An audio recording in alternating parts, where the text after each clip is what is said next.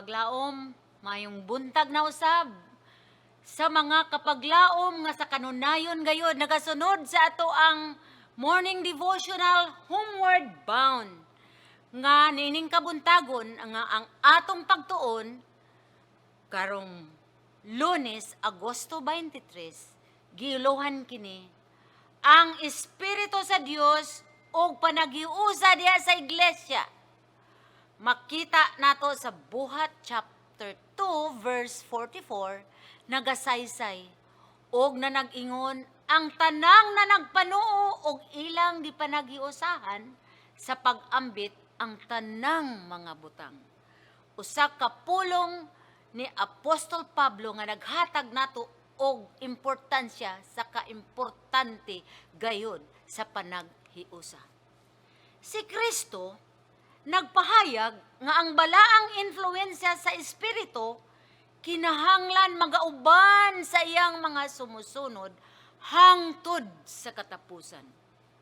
Apan ang saad wala gihatagan og bili sama sa gikinahanglan ug busa ang katumanan niini wala nakita sa paagi nga makita kini.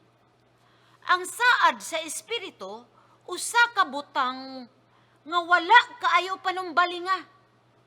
Og ang resulta mao lang ang kun unsay gihulat sama sa espiritong hanong hulaw. Murag gitawag ni siya spiritual drought. Spiritual darkness or espirituhanong kangit-ngit og espirituhanon nga panagbulag og kamatayon. Mauna siya higala. Ang gamay nga mga butang muukupa sa pagtagad mga minute details. Maoy muukupa sa pagtagad sa atong iglesia. Og ang balaang gahom nga mahinungdanon alang sa pagtubo ug sa paglambo sa iglesia ug ang mudala sa uban pang mga panalangin diha sa pagbansay niini kini nakita nga nakulangan mga higala diha sa iglesia. Bisan kon kini gitanyag sa walay katapusang pagkapuno. Sometimes, ma-feel nato nga nakulangan ang panaghiusa diya sa iglesia. I remember, sa estudyante pa ko mga kaigsuonan, active ko sa church dito sa amuang iglesia, dito sa Dumaguete mga kaigsuonan, ato nga time. And there are times, nag-obserbar ko sa mga pangulo nga dunay mga dili panaghiusa. Apan akong ginatanaw nga importante gayud nga ang iglesia mulambo kun dunay panaghiusa. That's why our church are making these reminders for all of us to make us all united. We cooperate in all the programs of the church. Cooperation, united effort, and participation in the different aspect of the work of our church, mga higala. Ang pagkawala sa Espiritu, maoy makapawalay gahom sa ministeryo sa pagpangalagan or makes the gospel ministry powerless. Walay gahom kun walay balaang Espiritu nga nagagiya niini.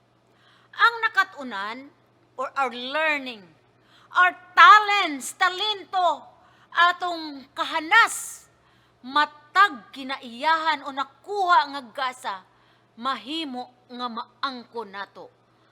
Apan, kung wala ang presensya sa Espiritu sa Diyos, walay kasing-kasing nga matandog. Kuyaw mga higala, kuyaw kapag laom kung wala ang Espiritu sa Diyos, we are master in everything that we do. Apan nakita nato nga wala ang si Kristo, wala ang Espiritu sa atong kagalingon. Bisan unsa pang imong talento, kahanas sa imuhang topic, kana mga higala, kulang. Walay makasala nga madaog ngadto kang Kristo kun mauni ang atong himuon. Kun wala si Ginoong Hesus, kun wala ang Espiritu sa Ginoo sa matag usa kanato nga miyembro sa iglesia, walay makasasala nga madala o matadaog nato ngadto sa tiilan sa Ginoo. Sa laing bahin, kung sila nadugtong ngadto kang Kristo, Kun ang mga gasa sa espiritu naa sa ila, ang labing makaluluoy ug ang labing ignorante sa iyang mga tinunan makaangkon og gahom. Grabe mga kaigsuunan, mga kapaglaom sa diha nga ma-feel nato nga kulang gayud kita sa atwa bisag na feel nato nga naata sama ra gud na siya sa usa ka cup, usa ka tasa. Puno na siyang tubig. Og imo pag na siyang punan, muunsa man ang tubig. Muawas na siya.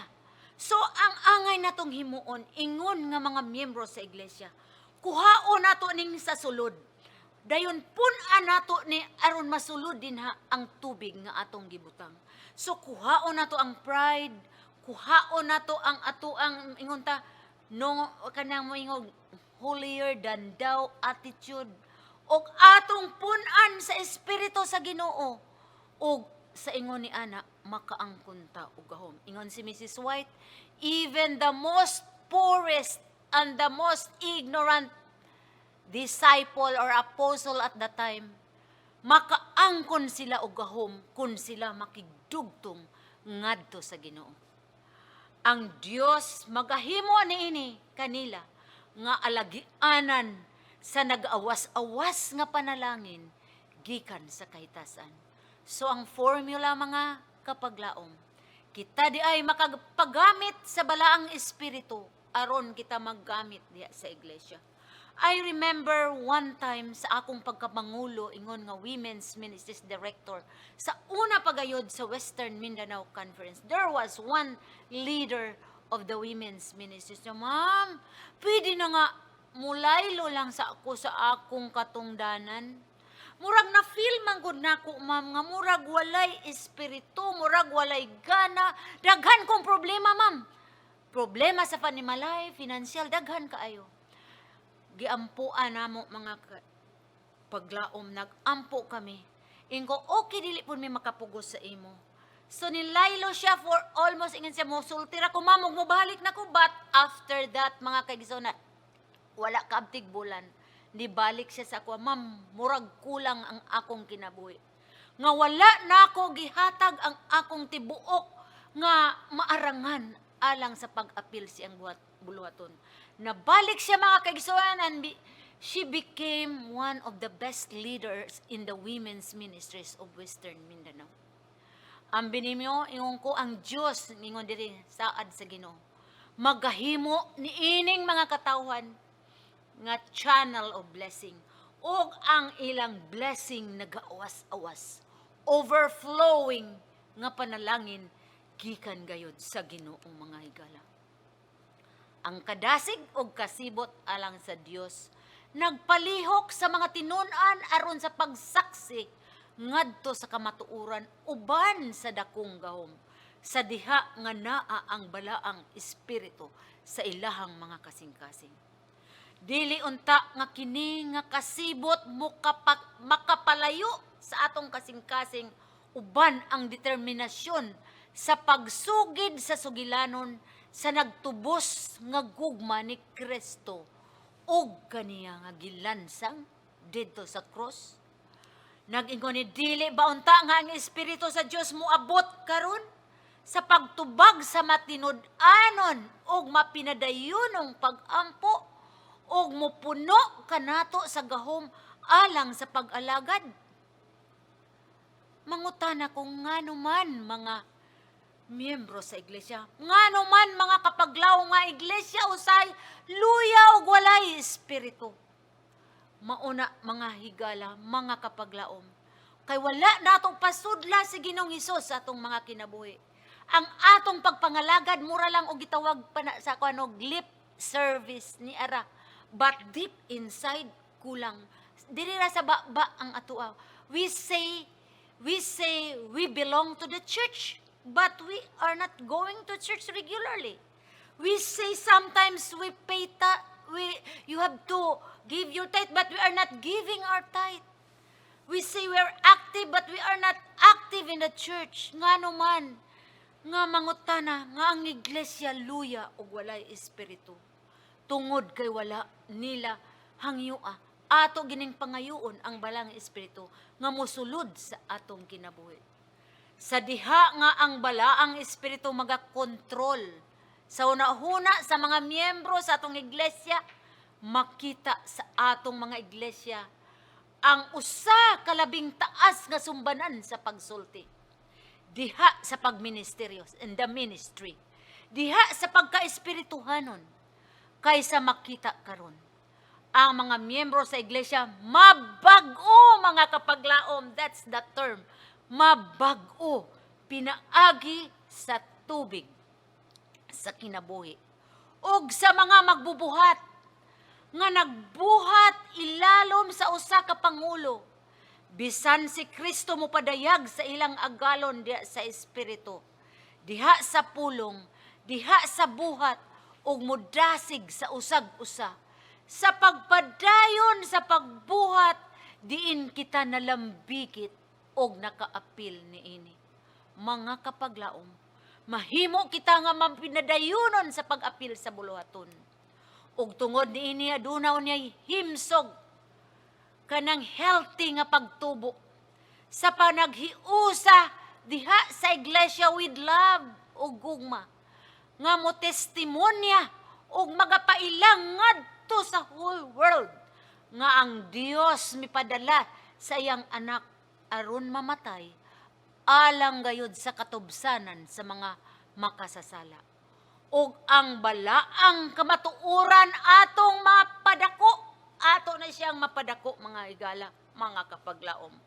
Ug samtang kini nagasiga, isip usa ka lampara nga nagapadayon sa pagsiga, burn it, sige gyud ayang siga, masabtan nato kini sa dugang ug dugang pa nga katin-aw. Gisulti kini sa Counsels for the Church, page 100. Mga kapaglaom nining kabuntagon, ang pag-atiman nato sa atong espirituhanong kinabuhi, kulang usahay, mga higala. Busa ang mga butang nga gisaad nga makatabang ka nato sa espirituhanong pagawi, wala nato ma-feel or wala nato mabati kay tungod atong nabaliwala ang pagtagad niini. Wala kita nabansay sa balaang espiritu, nga wala man kita nag-abli sa atong mga kasing-kasing o nahimo kitang huyang sa pag-abot sa mga pagsulay.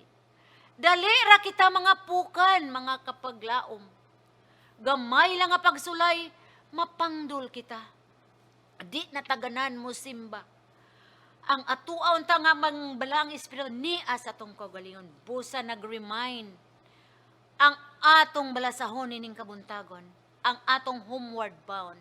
Usa ka balasahon nga nindot kaayo nga maghatod ka nato didto sa langit ng pulayanan. Nagahinomdom nga nato niining kabuntagon nga atong pasudlon si Ginoong Hesus sa atong kasing-kasing nga maandam kita sa panahon nga moabot ang kangit-ngit ug kalisod. Yes, kapaglaom, we are living in the last days. Makita na nato ang calamities around us. Kinilang pandemya, mga kaigsunan. Usa na unta ni kapaagi nga kita makigdugtong kanunay ni Ginoong Hesus sa balaang espiritu nga mo'y magagiya ka nato, nga bisan pa sa mga pagsulay. We are so sad of our friends, members of our family, relatives, nga unsa mitaliwan og una tungod sa COVID-19. Very active lang. I have a classmate, very active siya. A week before, nagsuroy pa siya. A week after, gikremate na siya. Kay comorbidity siya, mga kaigsunan. We are living, daw lisod nato siya atong antuson apan when the Spirit of God is with us. We can say to God nga, Lord, help me always that I can stand all the trials and temptation nga ihatag nimo sa ako. Niining kabuntagon magampo kita. Amahan nga langit nun. Niining kabuntagon among git yaob ang among kaugalingon diha sa imong atubangan. Ginoo, imo kaming dawaton ingmon nga imong mga anak nga mga pinalangga. Gamita kami nga instrumento uban sa imuhang balaang espiritu nga magagiya kanamo samtang kami magasagubang nining problema nining panahon. Ako nagapangalyupo ingon nga imong alagad, tagai kami og dugang nga kadasig sa pagpamangalagad diha kanimo in spite sa mga problema nga palibot kanamo. Salamat Ginoo sa maing panglawas sa among nabatnan. Matahom nga adlaw nga imong gihatag karon nga kami himo na usab sa pag-atubang sa mga katawhan niining adlaw. Salamat sa paggamit nimo kanamo nining adlaw og kining tanan Ginoo among gihatag diha kanimo uban sa kapasayloan sa among mga sala.